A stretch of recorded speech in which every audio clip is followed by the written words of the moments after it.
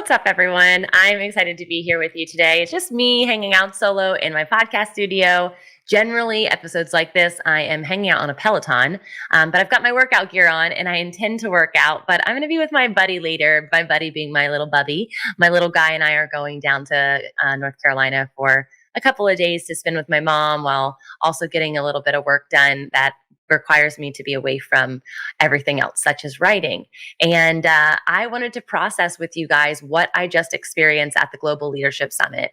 I was so unsure about this event. You know, going into conferences, you're constantly being fed information. Sometimes you can be fed information on podcasts and get so much information and no activation, just stagnation because you're on information overload.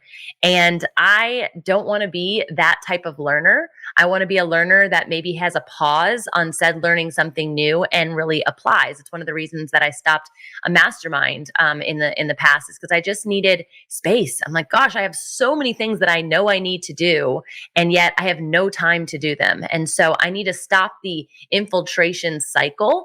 Maybe even as you're listening to this, you're like, oh my gosh, that's me. Do me a favor, listen to this first and let it be the last thing that you then apply, because this is so rich and it's not just training through me. Yes, I am training to you and God is coming into this conversation. But it's this knowing that there are some incredible giants in the industry that I had the opportunity to listen to at this summit. And the entire time I thought, man, this is so profound that seems like the through line, which was not a title, was not a topic, was not something that me or my girlfriend Melissa, who's with Girls Gone Holy, we got to go together, anticipated. But there was this through line of wild storytelling, and some of which that's literally what they spoke about the entire time was storytelling.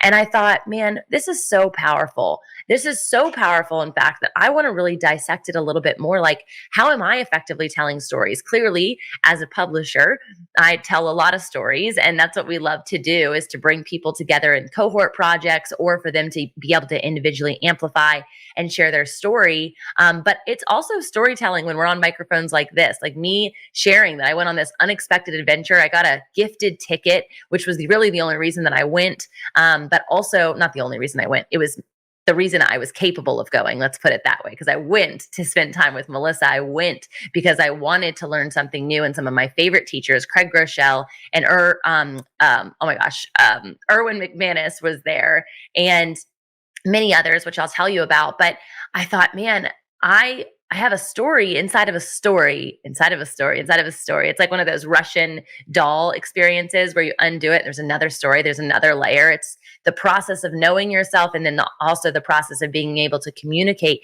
your inmost self to people.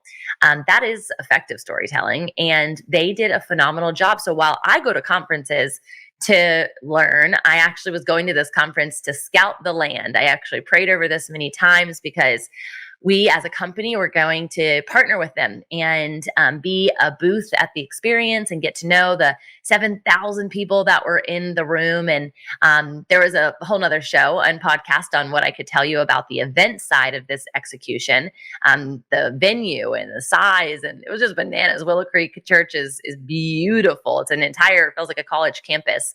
But also I go because I'm looking behind the scenes at each of the speakers. I love to talk about breaking speaker culture. And today we're going to be talking about specifically storytellers that are speakers, that are podcasters, that are published authors. Many of the people on stage had newly launched a book. And I didn't know that they were actually launching theirs this weekend. But even prior to me knowing that, I wrote, I think like maybe speaker 2 or 3 in. I keep this whole section inside of the book that's just about, or inside of my pamphlet or my note-taking space for those who are like, what book? I keep a whole section that says conference ideas, because as I'm really looking at, wow, this is phenomenal. I love how they had a DJ, right? I love the way that they did this introduction process. Oh, I love that they broke and they did this activity, right? So I'm looking at that lens. And then additionally, I am looking at the things that I want to apply personally. So I'll have highlighted areas throughout each person's experience. I hope that as you're listening to this, you're like, wow, I've never thought to do all of that. But I promise it helps with that application of storytelling that I want to get into. So I wrote down what if you get to launch a book from the GLS stage? That was for me. What if you, Tamra, what if you insert your name, get to launch a book from the GLS stage? Let me tell you why this would be incredibly profound. One, because there is nearly 80,000 people live, and two, over the year, 250,000 people will have access to this experience. Um, yeah, and I just think that there's power to being able to partner with people when you storytell.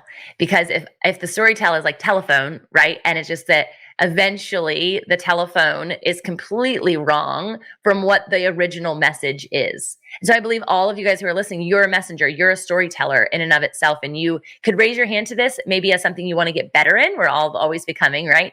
And or it's something that you have effective strategies in, and therefore you coach or teach or develop around it. Maybe you're a fellow publisher, maybe you're an author, and so writing is like words are your thing. But I think words are my thing. I also think that I have an ability to go deeper into storytelling.